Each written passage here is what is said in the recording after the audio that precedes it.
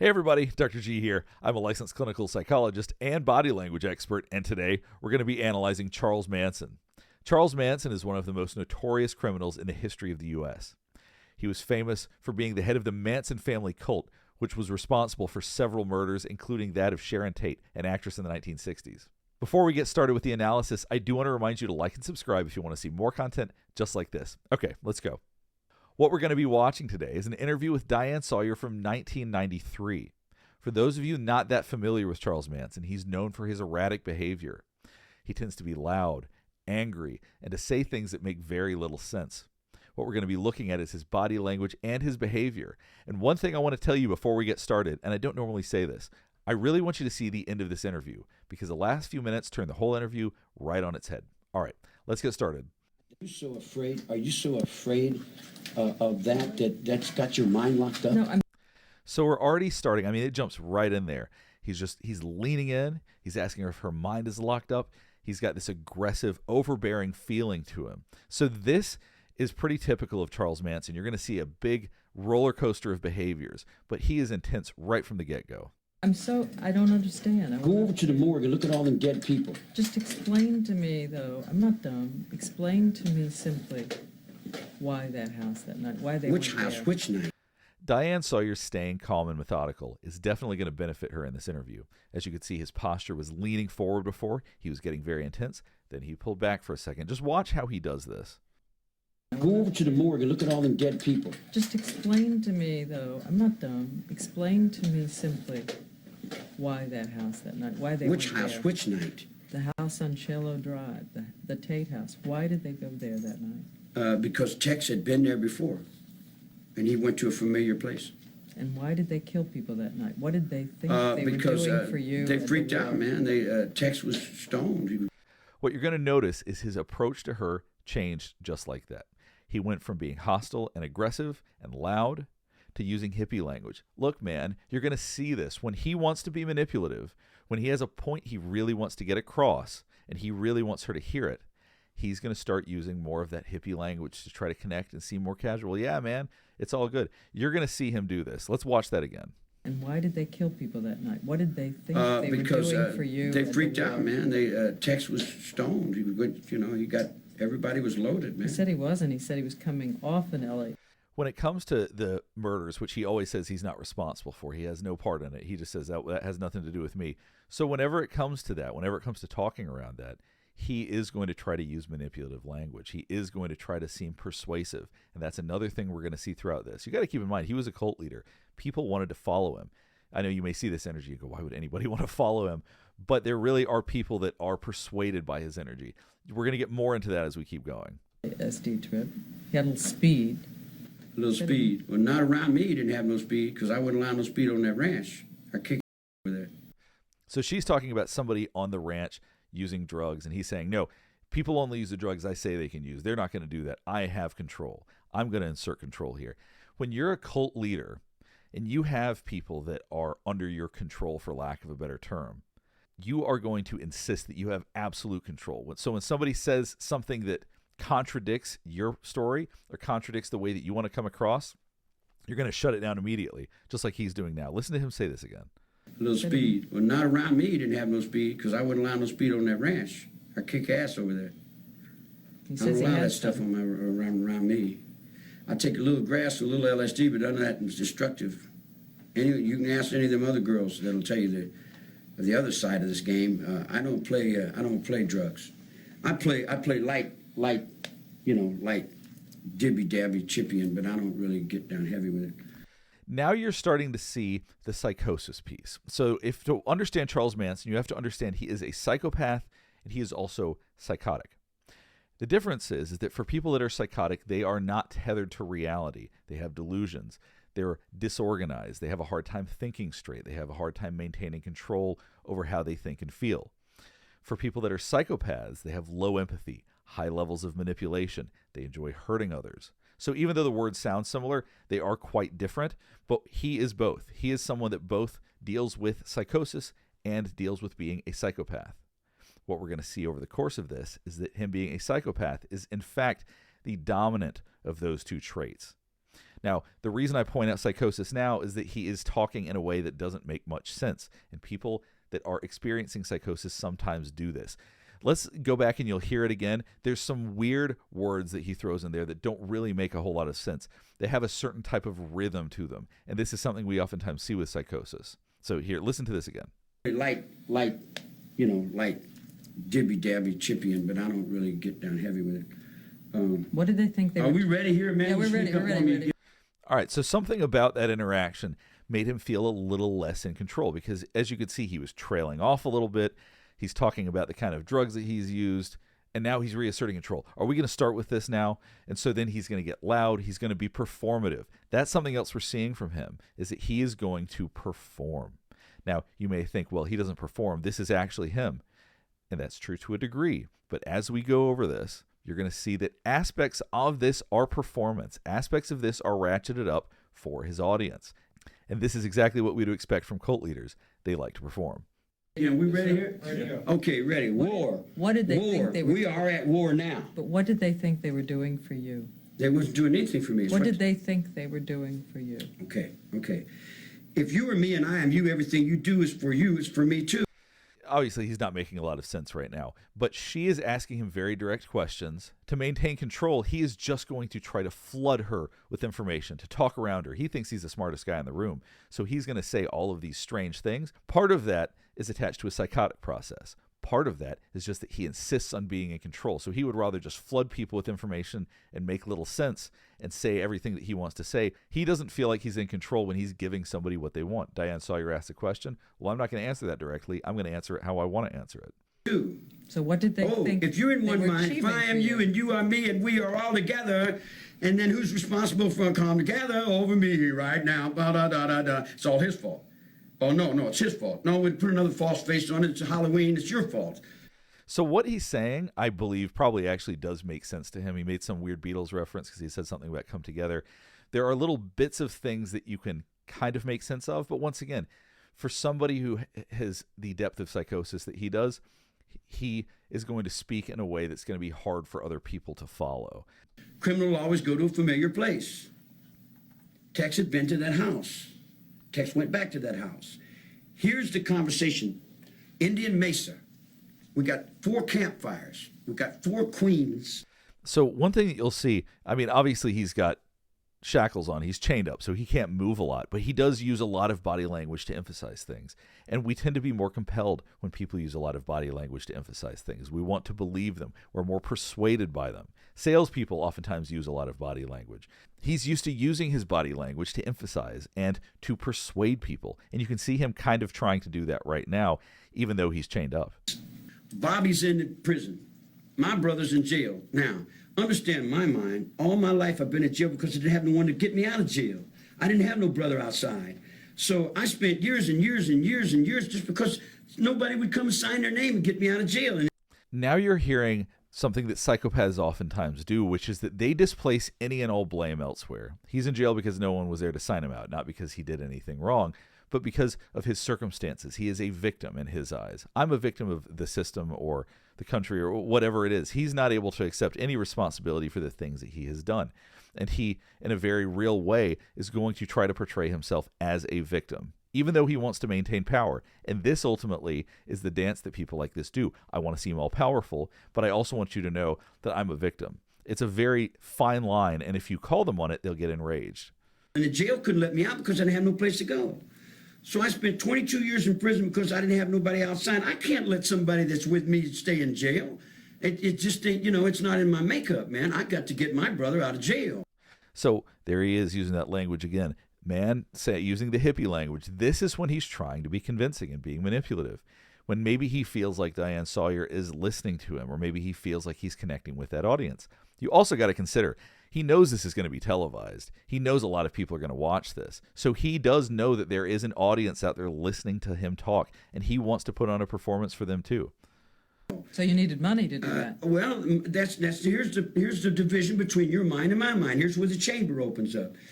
When you get in trouble, you go to your mother. You call up mother. I ain't got no mother to call. Well, you go to the bank, draw some money, pay a lawyer. I ain't got no money. I can't go to no lawyer. He comes back to being a victim, and he's trying to be relatable. So for people that are in difficult situations, for people that can identify with him. That's the people that he's going to try to find people that would want to follow him. Yeah, I get that he's in prison right now, so it's not like he's going to rebuild the family, so to speak. But he does know that some people are going to be more vulnerable to the things that he says, and he wants to come across as convincing to them. He also wants to come across as sympathetic, once again, saying, you've had all these advantages, I don't. And so he, once again, tries to make himself the victim in this situation. I don't have enough money to go to the lawyer to get Bobby out. So everybody standing around, and I said, pay me. Pay me what you owe me. So he's telling his followers to pay him money so he can get somebody out of jail. This is going to be a little hard to follow, because he is very hard to follow because of the way that he speaks and because he tends to go on tangents. But what I want you to pay attention to right here is, for many of us, if we recall a fond memory, we're going to talk about sometime we had fun with somebody, or a vacation we had, or an experience maybe we had in college or at work, or whatever it is, but it's going to hopefully be something that's going to bring amusement to people, that's going to make us be able to feel a little bit again of what we felt when we experienced it.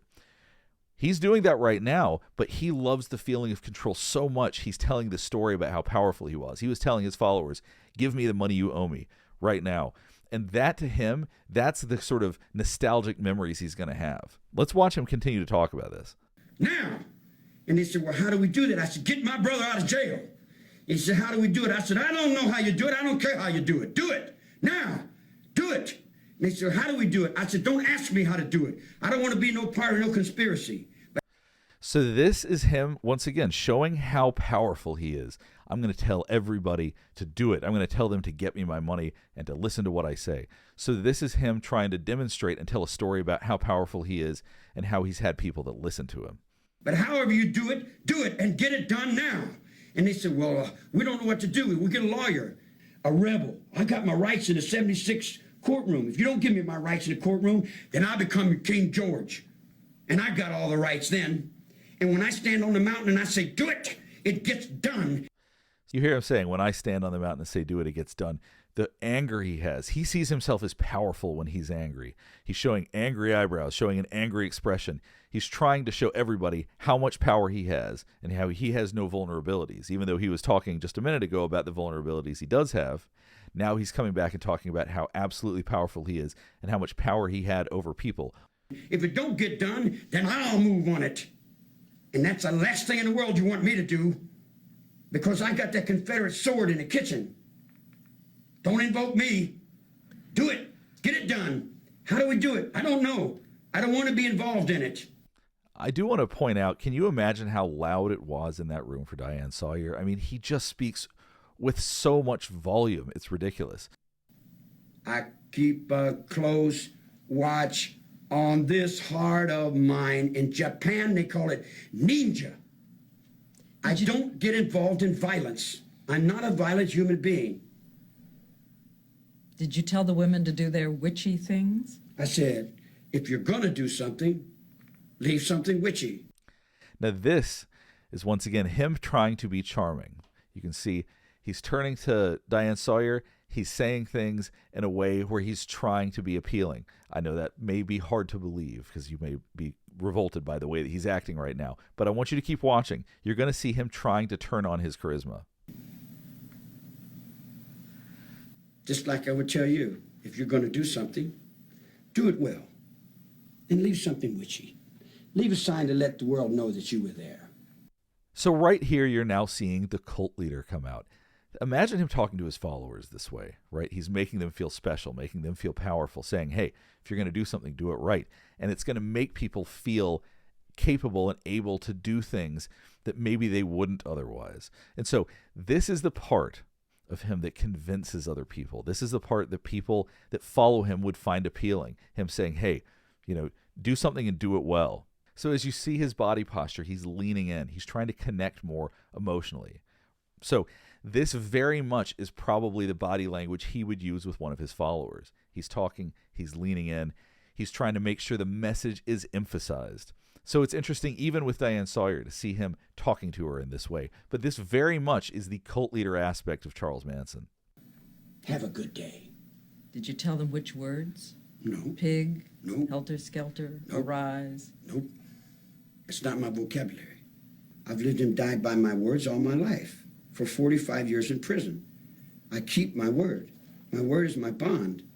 I walk on my word. I live on my word. Do you want the world to let you alone and turn away? Listen. I broke no law.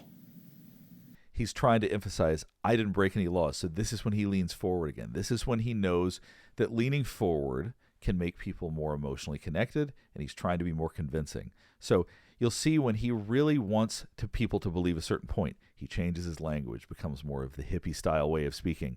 He leans forward. He tries to connect. You can't fight a revolution. You can't do anything unless you're willing to submit yourself to that cause. Take right, left, haste. In other words, that's what you learn in the military. So this is interesting. I think that now that he's getting more into his flow and he is feeling that his performance is landing, he's actually giving more context. Before, he would say things and just make no sense.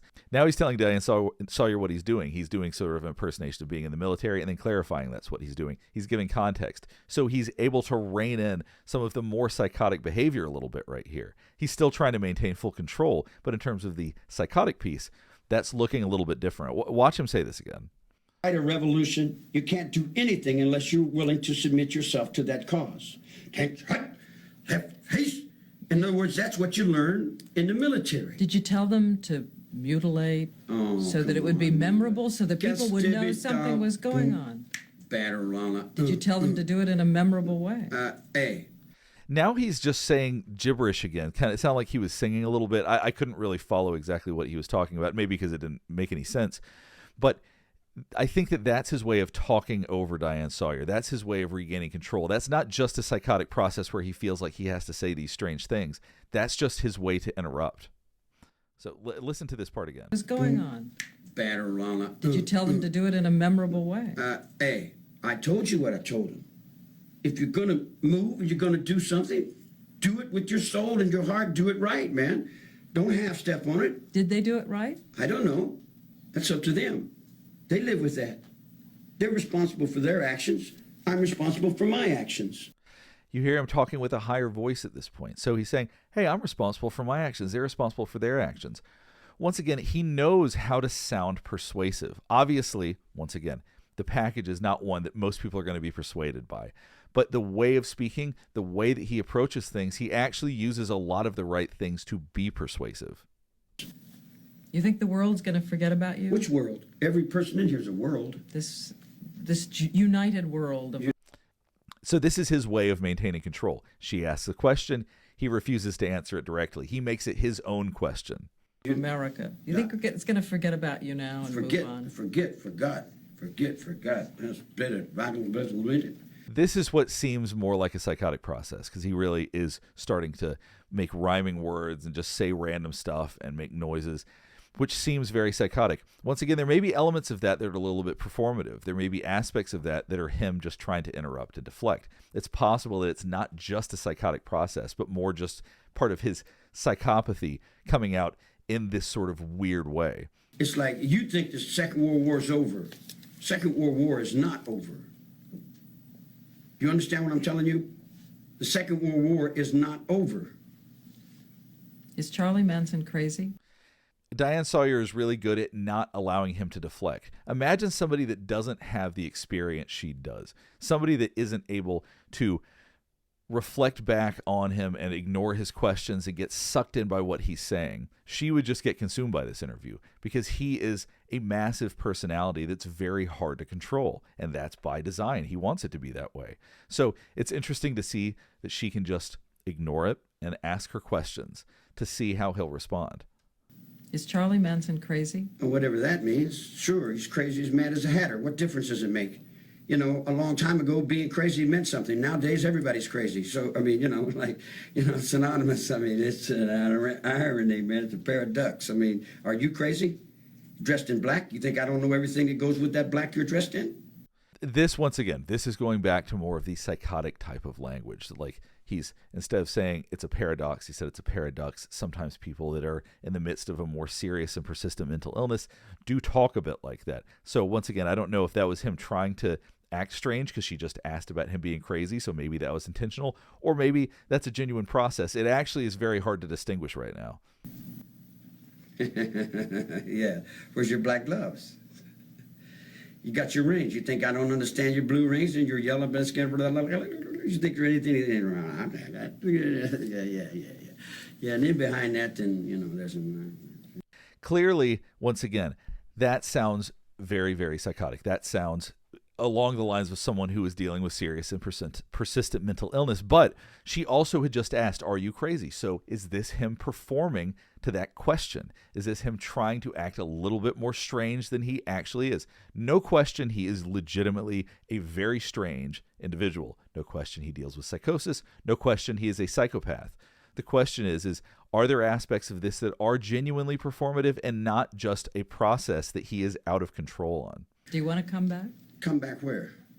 With more followers. Oh, come on, more followers. Ain't it just a ball of boom boom baby bucks on Brandon? You said you were the heart of the place. See, now this sounds less psychotic and more an attempt to assert control. So she asked him if he wants to be powerful again, essentially. Do you want to have followers and be powerful again? He starts to talk gibberish over her, lean in, make noises. I'm not convinced that this part actually is psychotic. I think that this is just a way to overbear somebody, to just be loud, to just talk over her, because I don't imagine that he loves the fact that she can ask him questions and that she truly is the one that's in control in this situation.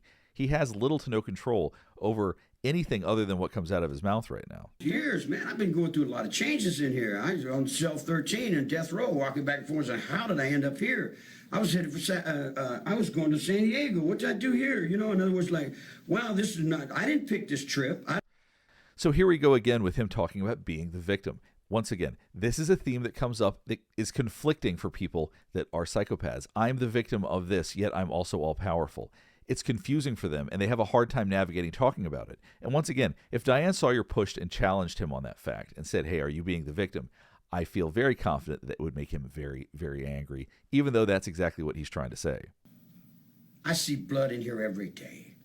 Every day someone's getting shot, someone's getting cut, someone's getting beat. I've lived in that all my life, woman. That don't wrinkle up my forehead. So this is him trying to assert control again. Look at how tough I am. Look at all of this stuff that I've been around my whole life. And he calls her woman, obviously, which is a way to talk down to her and be patronizing. So this is him trying to reassert control, and he goes back and forth. I'm a victim, but yet I'm in full control. I'm a victim, and yet I'm all controlling. So this is the pattern that we've seen with him throughout this interview. Listen to him say this again. Blood in here every day.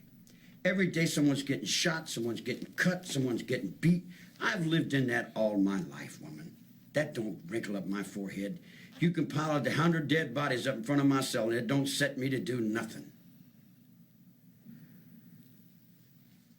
My mind is not set like that. I don't, I don't work like that. Now, this is one thing that's very interesting, is that when she leaves empty space, he fills it. Oftentimes, not talking can be a way of control. Just sitting there in emptiness, waiting for her to say something. But when she sits and waits for him, he will continue to fill that space, which shows a certain level of vulnerability and more discomfort than you might think. The fact that he feels the need to fill that empty space. Watch this part again.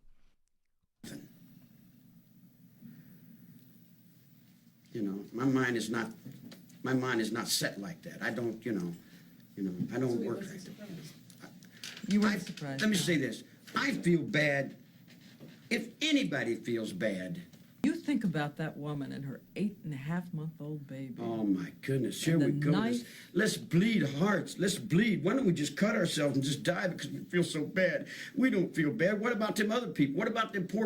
So this is something manipulative people oftentimes do, is that rather than accepting, yes, that's awful that someone was killed, the people that were my followers shouldn't have done that, that's a terrible thing, now he's going to divert it. Now he's going to start talking about other atrocities that have happened. Instead of focusing on things that he's been involved in, he's going to divert the conversation, or at least try to. And people that are good at being manipulative are effective at doing this, because people that don't know how to argue are going to get sidetracked by this, or they might get convinced by this, or there may be people listening to this that think that he's making good points. And he knows that. There's a small percentage of people who are going to hear what he has to say and think that he's making a coherent and good argument. I know that may be hard for you to believe, because as you're watching this, You may not feel that way. Most people probably won't, but some people will, and he knows that. But that's what cult leaders do. They know there's a percentage of people they'll get to, and they'll talk through everybody that thinks they're crazy to get to those people that will believe what they have to say. Listen to this part again. Baby. Oh my goodness, here we go. Let's bleed hearts. Let's bleed. Why don't we just cut ourselves and just die because we feel so bad? We don't feel bad. What about them other people? What about them poor people starving to death over in the Appalachians? Do you think about that? What about the boat people that and all the other people that died over there? Well, what about that little girl that ran through Mylene and all them people you shot and killed over there? Did you feel bad about that? Did you feel bad about the Second World War when you piled bodies up to the sky? Come on, man. Don't even put all that feel bad on me. You're the one that's feeling bad about it. If you're feeling bad about it, why don't you write a book or something and make some money? So what's the word for these two women today? Just give me a question for them. They got to pose something to you. What do you want to pose to them? Okay. All right. If, and that's a big word because I don't hardly ever use those words like if and maybe. I'm not insecure about anything. So that's quite the statement. I don't use words like if or maybe because I'm not insecure about anything. Talk about needing to be in control. So he's so in control that he doesn't even use words like that because they're non-committal. So, I mean, obviously that's ridiculous, but he's trying to assert that. That, once again, shows that he needs that feeling of control again right now. Maybe he feels a little out of control in this situation, so he's trying to reassert that control right now. The society 25 years ago that she has in her mind is gone. That society moved on. There's another back window on this trip. You dig? So the word for them? Word? Yeah, what are they? Give me a word. You are your faith. Lose it, and you're not. We are done. So he ends the interview with a big smile. We're going to watch it again because I want you to see that he is very happy with his performance. And as I said, there is some level of performance. You're going to see why I said that in just a second.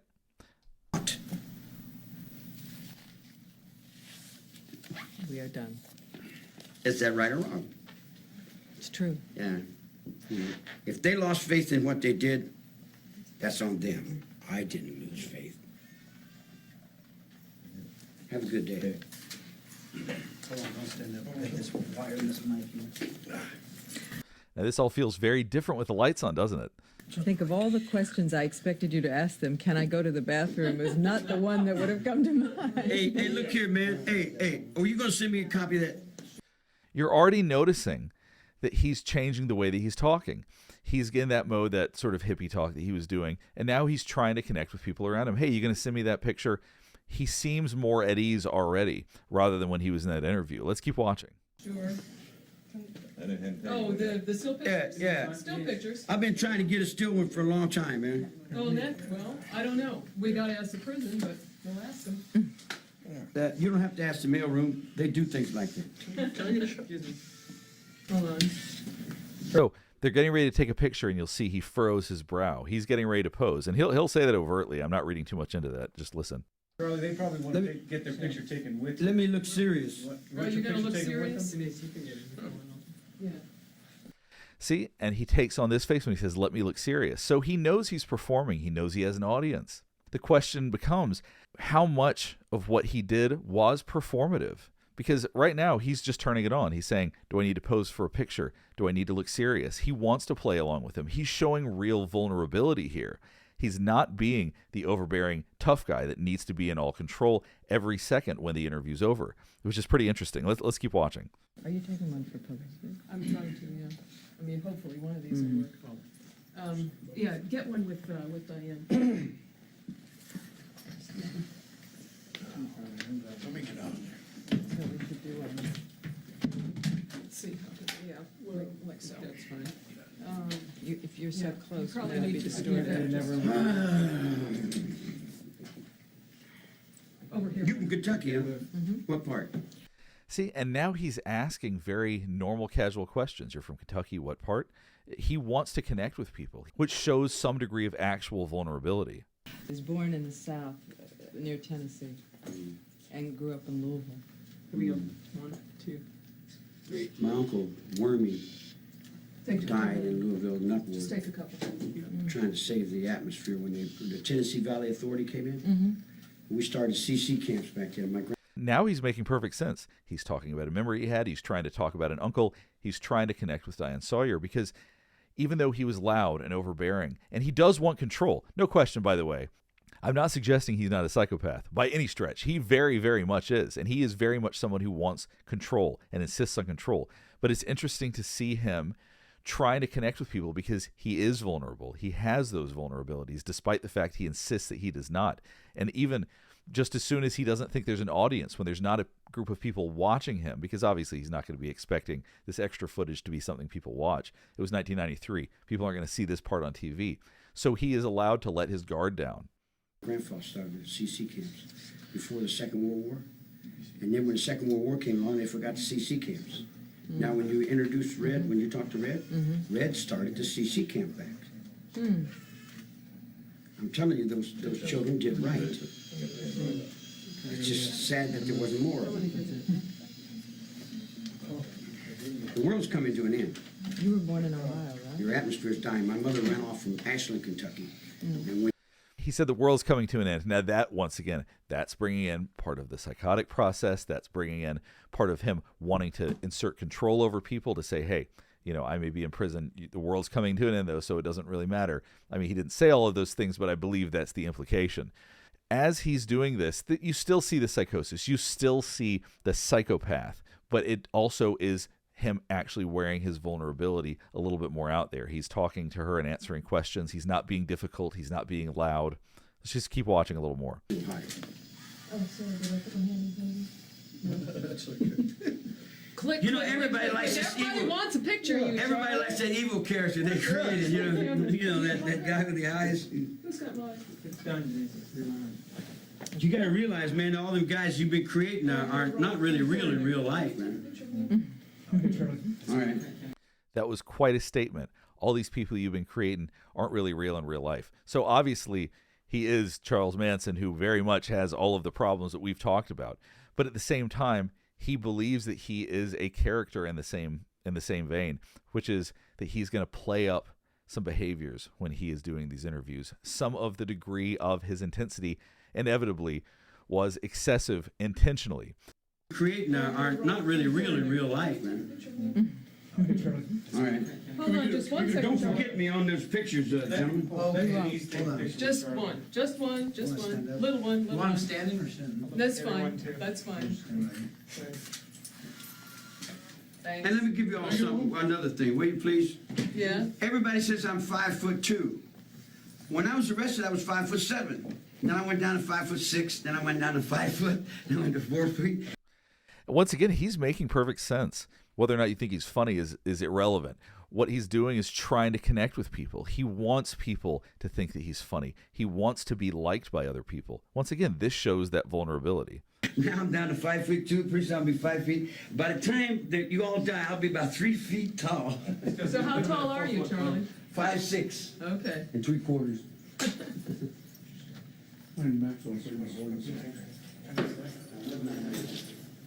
Charlie, you were real nice. Thank you. Charlie, you were real nice. Thank you. What a way to end it. So it's so interesting to see Charles Manson not only give an interview, but then we get to see a little bit when he doesn't think about himself being recorded. And it's really interesting to see a psychopath that insists on being in control.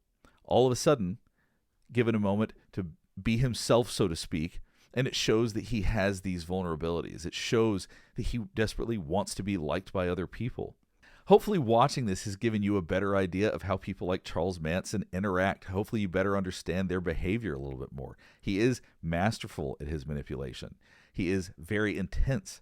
And as a cult leader, he obviously knows how to gain followers and how to be convincing and charismatic to the people that he wants to be. So if you want to see more on Charles Manson or you found this interesting, please let me know.